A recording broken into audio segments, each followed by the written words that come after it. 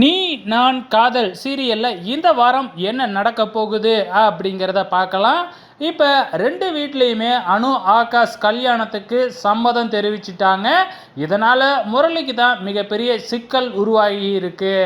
So இந்த கல்யாணம் நடக்கிறதுக்குள்ளே எப்படியாச்சும் அபியை கல்யாணம் பண்ணிக்கணும் அப்படின்னு திட்டம் போட்டு அபியை தனியாக மீட் பண்ணி தன்னோட மனசில் இருக்கிறத சொல்லலாம் அப்படின்னு போகும்பொழுது இங்கே என்னடானா நம்ம ஆகாஷோட அம்மா பார்த்துட்றாங்க.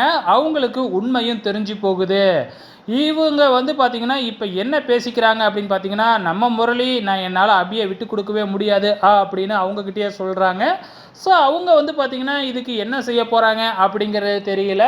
மேபி பார்த்திங்கன்னா அவங்க இதில் எந்த ஒரு இதுவும் கருத்து தெரிவிக்க மாட்டாங்க அப்படின்னு நினைக்கிறேன். ஸோ இது ஒரு பக்கம் போய்கிட்டு இருக்கிறப்ப இப்போ நம்ம மாப்பிள்ளை வீட்டு சைடில் இருந்து பொண்ணு வீடு பார்க்குறதுக்காக போவாங்க. அந்த மாதிரி ஃபங்க்ஷன்லாம் இனி நடக்க போகுது.